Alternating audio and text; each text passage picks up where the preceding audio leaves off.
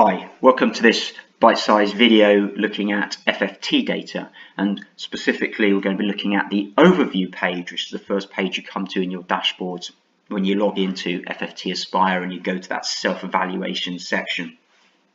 I'm a big fan of these pages. It packs a huge amount of information into quite a small space really, and that I can get a lot of detail from here. In fact, just on this page alone, I can get more out of this than I can out of the Inspection Data Summary Report or ASP, specifically around attainment and how attainment relates to national averages. This, because the way it's presented in this quite simple format, very useful for senior leaders, obviously, very useful for people like me to get a really quick snapshot of how well the school is doing or not. Also incredibly useful for governors, and I really encourage schools to use FFT with their governors. The great thing about it is that the format here, yes, it's really clear, but also this format of having attainment on the left and progress on the right is repeated through the whole report in the attainment and progress page and pupil groups page. So once you've got your head around how this works and what this kind of format means, and what the attainment is and progress is, once you've got your head around that, then it repeats and you can understand the rest of the report. And that's why I want to focus on this today. So as I say, we've got attainment on the left, the results, and we've got the progress on the right, the value added. So we've got the two parts here to the results. We've got an average scale score. Now bear in mind this is reading and maths combined. So this is the average of children's scores in reading and maths tests.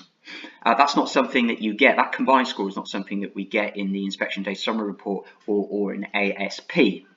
So the average score that children achieved in this school in their reading and maths test was 102.9. And we can see there's the national average, that little triangle indicator, and you can see that the needle is pointing below that, and there's the national average, 104.1. So we know that, yeah, it's below national average.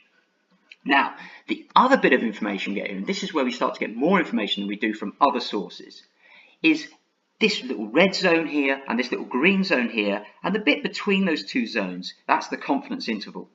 Now, if that needle is pointing within the confidence interval, then it's statistically in line with the national average, which this is.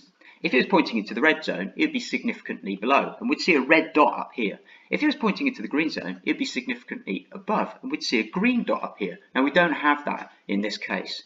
But what we do have is we've got this up arrow, and you'll see up arrows and down arrows possibly on your reports. The up arrow indicates not that it's significantly above average, but that it's a significant improvement on the previous year's results. So that's great. It's not significantly above average. It's not even above average. It's below average, but it's significantly improved on the previous year, which is a really useful piece of evidence to put into your CEF, for example. Now, the thing about the confidence intervals to note is that they're not like a one-size-fits-all. So they vary in width depending on the size of the school. If you're a small school, that would be much wider. So your results will have to shift a lot further up or a lot further down to be significantly above or significantly below. If you're a really big school, and this school's quite big, then they'll be a lot narrower, and data doesn't have to shift as far to be significantly above or below. Now that's fair because one child in a small school has a much bigger impact than they do in a bigger school like this. But anyway, we can say that the results are below average, but not significantly below, and they have significantly improved, or in terms of the score anyway, significantly improved in the previous year. Now here we've got 56%, we've got this, that's the main indicator that we're all aware of, the percentage achieving expected standard in reading, writing and maths combined, and 56% of children achieved that standard. Now again, that is below the national average, and there's the national average down there. It's below the national average, but it's not significantly below. We've got no red dot, and we've got no green dot, and we've got no up arrow, we've got no down arrow. So it's not significantly above, it's not significantly below, although it is a bit below. It's not significantly improving, it's not significantly declining, it's pretty much staying stable. Now, one of the things to note about that combination of dots and arrows is that you could have a green dot and an up arrow, which would mean you're significantly above and significantly improving. You could have a red dot and a down arrow, which means you're significantly below and you're significantly declining. But you could have a green dot and a down arrow, which means you're still significantly above, your results are still significantly above, but they're significantly declining on the previous year's results. Or you could have a red dot and an up arrow, which means that your results are still significantly below national average, but they've significantly improved. And all of these things are really useful statements to put into reports, say for governors or into yourself. So that's the results. That's great. Now over here we've got progress. Now you've probably seen this term before, value added. DfE don't really call it value, don't refer to value added anymore. They're just calling it progress, but they use a value added measure now that levels have gone. And that's what FFT do. Now their main measure, this measure here, this plus 1.1, or it could be minus 1.8 or whatever it is calculated in exactly the same way as the DfE do. So what they do here is they compare the child's, in your school, the child's Key Stage 2 score to the national average score for children with the same Key Stage 1 results, with the same prior attainment. So here we've got plus 1.1. This essentially means that on average children in the school are scoring 1.1 points more than children with similar prior attainment do nationally. And this has got a green dot, and you can see this just touching in that green zone. Okay, so that's saying that progress, based on this measure, progress is significantly above average, which is obviously that's a really useful bit of evidence there. Now, we've got to obviously take account of this. I mean, it's only just touching in that zone there, and if that was plus 1 rather than plus 1.1, then it wouldn't be significantly above average. Now, it could just be one or two children just dropping a couple of marks, and it would no longer be significantly above. So, you know, it's nice to get that, but we can read too much into it and we can infer too much, but it's still a nice piece of evidence to have. So this is not really any different. Yes, it's a combined score rather than single reading and math scores, and you can get the single reading and maths on the next page, on the attainment and progress page.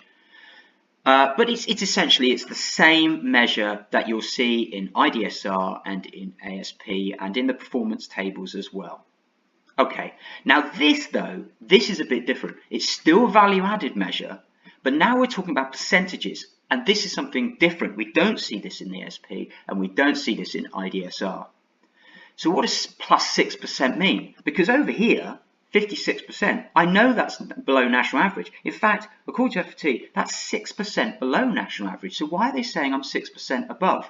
Because this does not indicate how you compare to national averages. This is comparing your result to the average result for cohorts like yours nationally. And by cohorts like yours, I mean cohorts of similar prior attainment.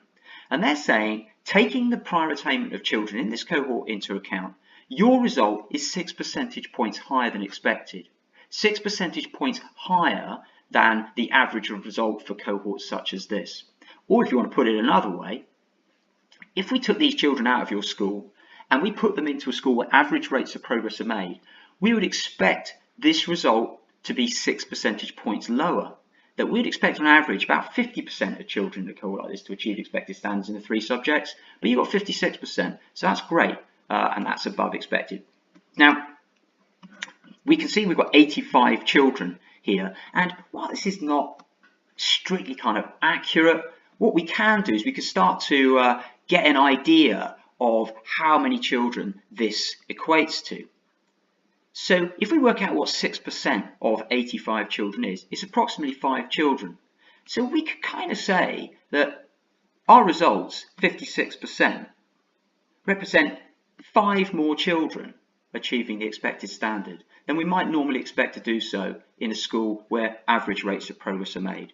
So it's not significantly higher than the average sort of result for a cohort like this, but it's still above, and that's great. Okay, so that's another bit of evidence that we can put in. Now, the last thing I want to talk about is up here, and I can't click on this because it's a screen grab, but the last thing I want to talk about is value added and contextual value added. Now, VA is what the DfE use, and they don't use CVA anymore. They used to a long time ago, but they don't do it anymore.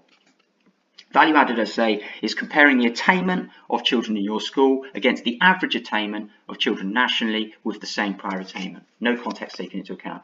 Click this button and suddenly we will then be comparing the attainment of children in this school against children nationally with the same prior attainment with similar characteristics in similar schools. Now, that might make your progress improve, and you think, oh, that's nice. Or it might make it go down, depending on the context of your school and who you're being compared against. Now, CVA is a hard sell. It has to be said.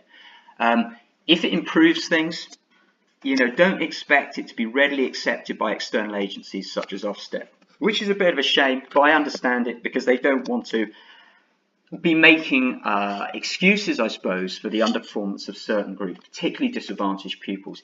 But I think it's a really powerful tool, and I think it is still a very useful part of the mix when we are analysing our data. We all want to know how we compare to similar schools, so it's still worth using. And I always tell schools, if CVA makes your data go down, if it makes it look worse, then I think that's a really useful thing to use in your own internal self-evaluation. Use the harsher measure, use the one that makes your data look worse, essentially. So that's the FFT overview page. I hope that's useful, and we'll come back and I'll make another video looking at some of the other aspects of the FFT dashboard really soon. Okay, thank you very much. Bye.